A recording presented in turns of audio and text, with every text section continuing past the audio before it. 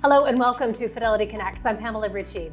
Canada is facing economic challenges and U.S. tariff stories continue to develop almost daily. How do trade tariffs impact the automotive industry in terms of consumer demand, pricing, and of course, the supply chain? Consumer spending has been weak, but can the increase of defense and government spending be supportive for our economy more broadly? How does government spending, such as infrastructure investment, impact sectors like transportation, housing? We're happy to say that joining us here today to go through the cycles of government spending and to discuss how the auto industry and industrials more broadly are being reshaped under the impact of U.S. tariffs. And joining us here to discuss that is equity research analyst Robert Reynolds. We call you Bobby. Nice to see you, Bobby. How are you? Good. How are you, Pamela? I'm very well. Great to have you here with us. You're in the hot seat because there has been a jobs report in Canada and the U.S. It's actually brutal in Canada. And so there's a whole discussion there. I'm kind of interested what it means more broadly for probably the Bank of Canada and therefore how it might impact some of the sectors we're going to discuss today. And you're here, so we're asking you, what's the deal? So for industrials, I'll talk about the transports because they've been in the dumps for 3 years now in Canada. We're talking about rails and trucking companies. And the major issue has been interest rates have been too high to stimulate demand in sectors like housing and autos that need lower rates to really have that volume go back to where it was from a pre-pandemic perspective. So, I mean, it's interesting because rates obviously have come down. Yeah. They went up, but they've come down again. What else is in there that would help from a rates perspective? There's still an overhang, basically. Yeah, rates have come down a little bit, but there's still the lock-in impact where in the U.S. especially, the average mortgage rate's 4.5%. And now if you want a new mortgage, it's still 6.5%. So there's the lock-in impact. Fewer people are moving. It's more expensive to buy a new home. And that's hurt freight demand. And so there's an element of if rates come down a lot more, that can support some of these earlier cycle sectors like rails and trucking. Okay, really interesting. Lots of discussion of major projects and the Department of and how that's going to work in Canada. This is from a government perspective. The investment picture and thesis in terms of investment actually for your industries has had a great government backing. Is that secular? Tell us how that sort of goes from here and where the consumer fits into that, I guess, but how you've been investing thus far.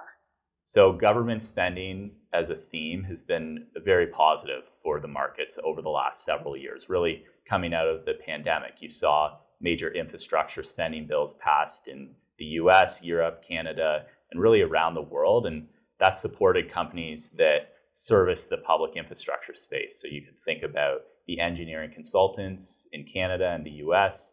You can think about certain specialty construction firms.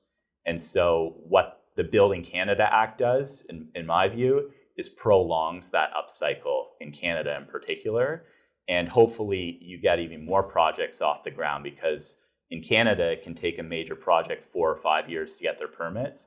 The goal of this act is to shorten that time period to 2 years or less and hopefully stimulate the economy in the process. And so these have already been very strong stocks due to strong relative earnings growth. And acts like this can potentially prolong that period of growth. So interesting. If we take it specifically to the autos, we know that the mandate for EVs and to what extent the producers have to have X amount that they're pumping out as EVs versus internal combustion engines, right? What does the lifting of this mandate, which we kind of knew was going to happen, what's the impact for the industry that you're studying?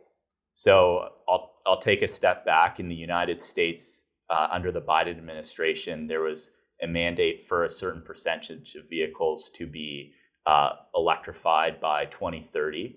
And if automakers did not meet that threshold, there would be severe penalties. For every vehicle you sold, you'd have to pay thousands of dollars in fines.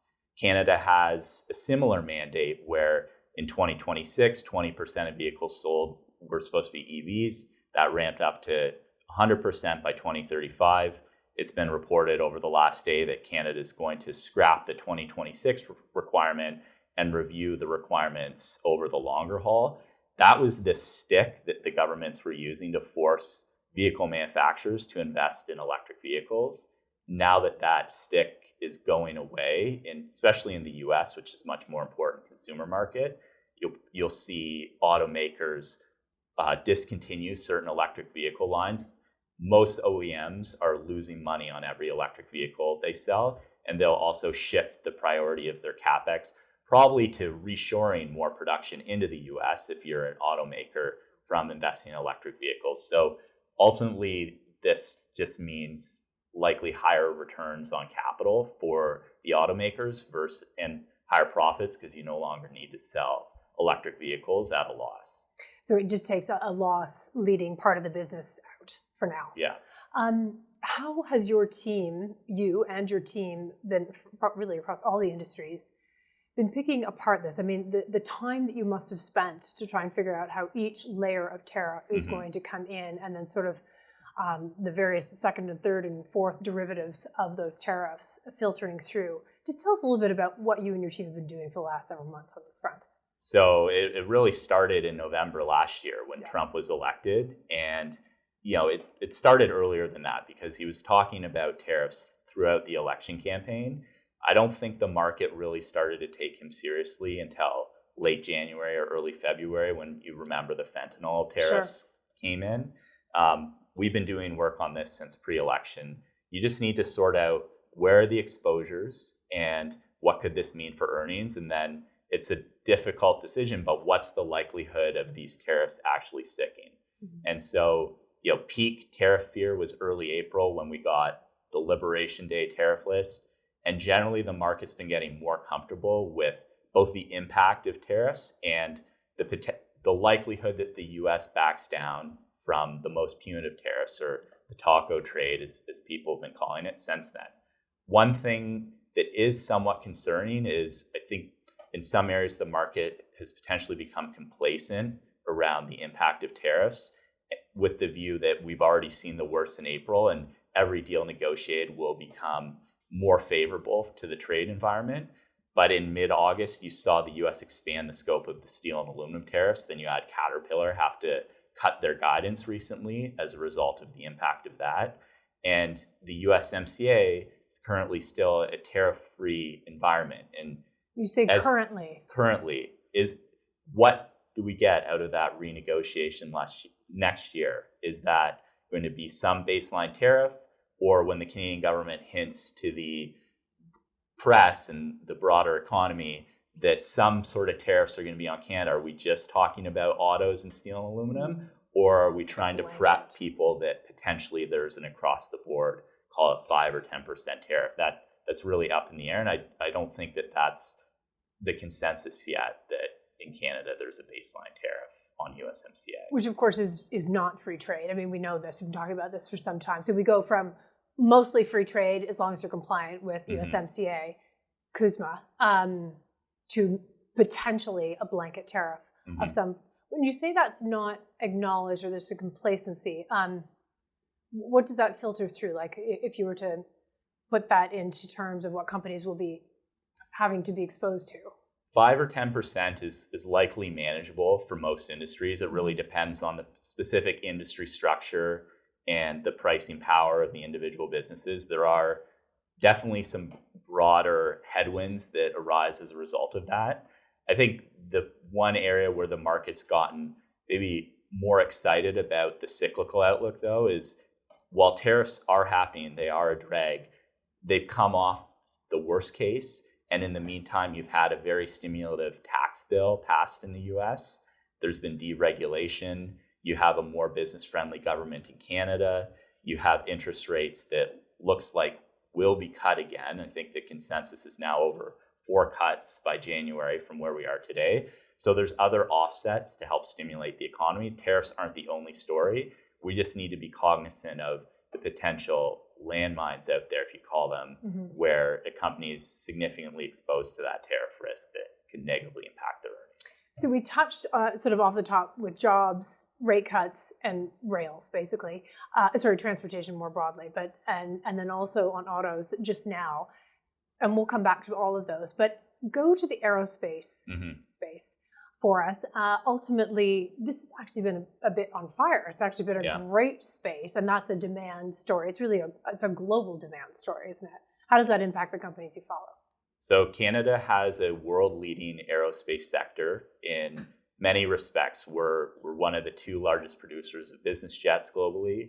We have world-leading space capabilities around communication satellites and robotics. We have very important pieces of the engine supply chain based in Montreal. And so aerospace is one of the best exporting sectors in the Canadian economy. From a demand perspective, particularly on business jets, we can go back to the tax legislation. You can now deduct the costs of a business jet if you're a corporation. Tax, sorry. Yeah, for the US being the primary source of customers for business jets. You can also think of business jets as being driven by high net worth individuals. And so there's a very high correlation between where the stock market is and where business jet demand is. And stock market ripping is generally helpful for demand. And so there's those elements of the story. There's also been an element of self-help for some of the Canadian companies that participate in that space. And so there's been all these elements that have just driven a very strong earnings and cash flow story. And you've seen that show up in the equities. Space is also an interesting area to talk about, which I can go into now. Absolutely. Let's jump right there. This is the story of satellites? This is the story of satellites. So the space economy has really seen a resurgence over the last 3 or 4 years as the reduction in the cost to launch satellites has enabled companies like SpaceX and its subsidiary Starlink to launch thousands of lower cost satellites into orbit and provide internet service at a competitive price to landline or fiber optic or cable-based internet. All over the world. And now what you're seeing is satellite technology evolve to the point where we're talking about replacing wireless cell phone towers with direct-to-device satellites, so that your phone, without you knowing it, can connect to a satellite instead of connecting to a wireless tower. Now, satellites aren't going to replace wireless towers in dense urban areas anytime soon, but they could replace wireless towers in rural areas and provide a more cost-effective solution for telecoms to provide service in those underserved areas. And so do the telecoms benefit from that?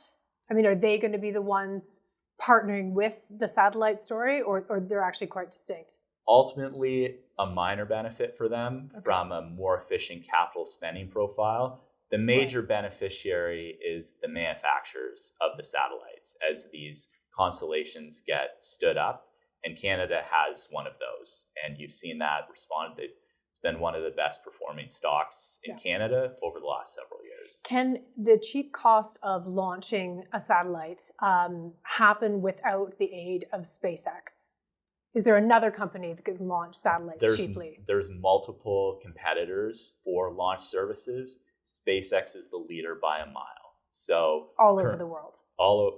They launch out of the US, but they have customers all over the world. And so currently the answer is no, but that competitive ecosystem is developing. And there should be more viable alternatives if you look ahead a few years. And is that private? Is that the government putting money there? SpaceX? To cheaper launching services? That's been driven by the private sector in the US. It's really a private sector story. You've probably heard portfolio managers like Mark Snell talk about SpaceX being an investment in some of his funds. So Fidelity has been a private investor in SpaceX for a number of years, and it's been very successful. Okay. Really, really interesting within that space of space. Hello, investors. We'll be back to the show in just a moment. I wanted to share that here at Fidelity, we value your opinion. Please take a few minutes to help us shape the future of Fidelity Connect's podcasts. Complete our listener survey by visiting fidelity.ca/survey, and you could win one of our branded tumblers. Periodic draws ending by March 30th, 2026. And don't forget to listen to Fidelity Connects, The Upside, and French Dialogue Fidelity podcasts, available on Apple, Spotify, YouTube, or wherever else you get your podcasts. Now back to today's show.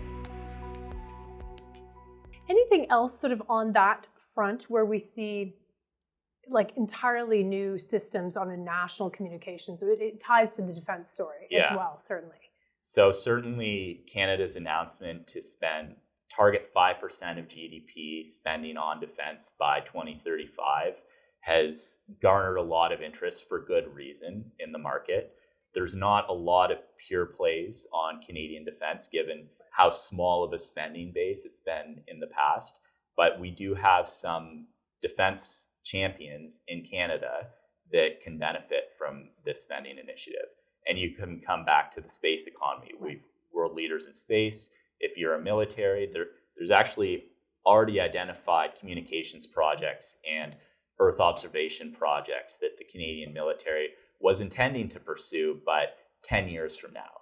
If you're the government and you want to accelerate defense spending by 60 or 70% in 1 year, which is what the budget for this year calls for, it's those types of projects that you can look to accelerate.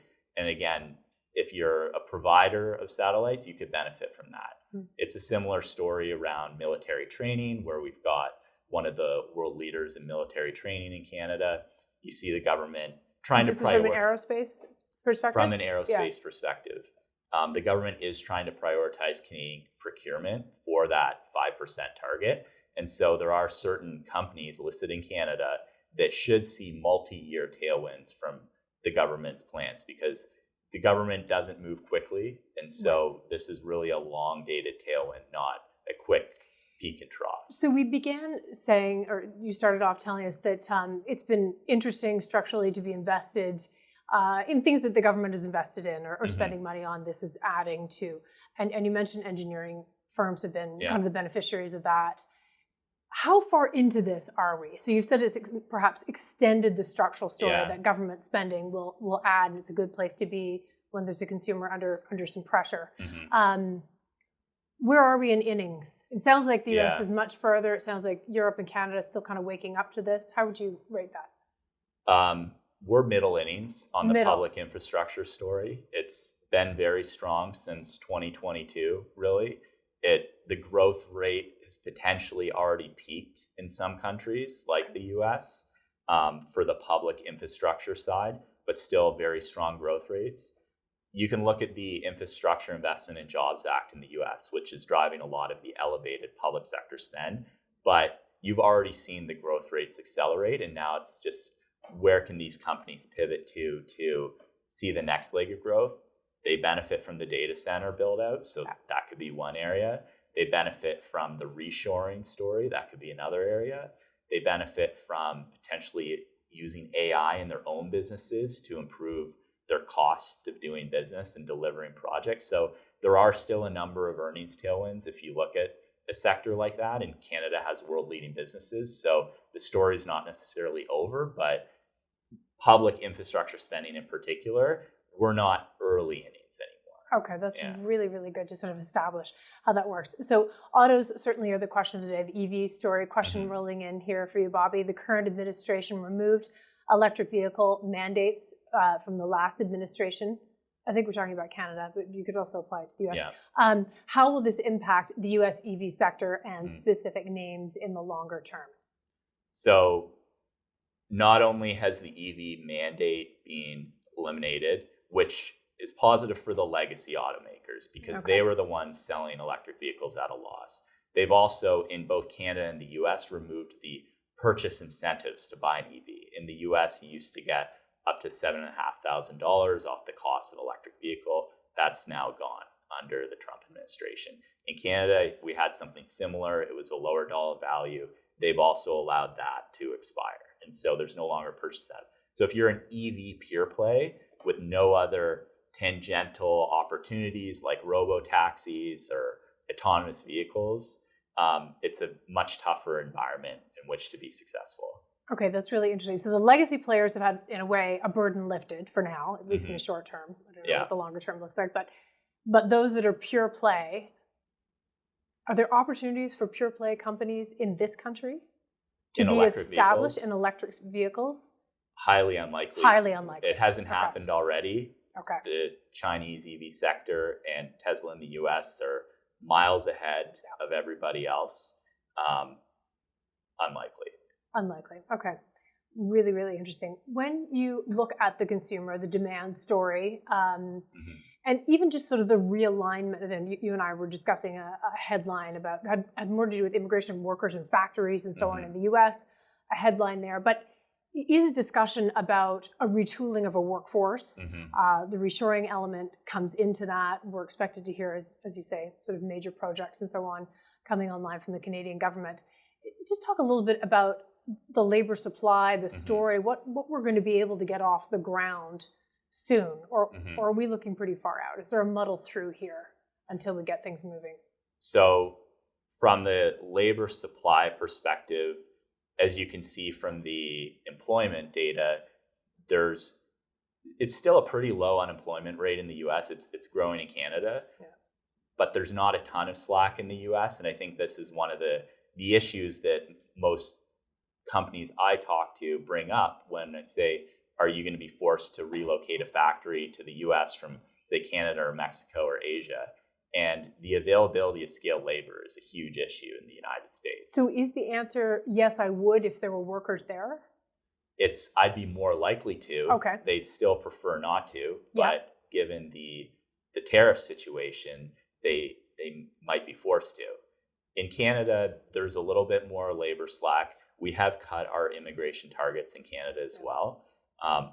But in most sectors, there's a fair amount of slack. I think there is more labor tightness in certain areas, like the resources sector in Canada, especially in the hard metals mining like copper and gold is definitely a hot sector right now.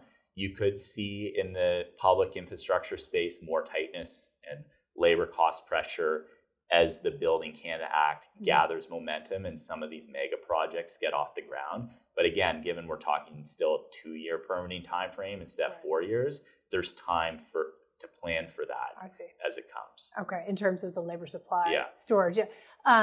Because in the US, I mean, there's lots of questions swirling around, but one of them is, are companies not hiring because there's no one to hire? Or is it another story? There seems to be a balance of questions there. It's a very sector-specific question. There are certain areas of the U.S., if you think about close to the Mexican border, where traditionally a higher proportion of the labor supply in some areas like freight and construction and maybe some services businesses like lower skilled services businesses where that labor pool is shrinking and it can cause shortages, productivity issues, and project schedules to be delayed because there are instances where people are afraid to show up to work because of these immigration raids that are occurring in the U.S. We are hearing about that. So back to Canada and the major projects discussion. Some have been actually announced.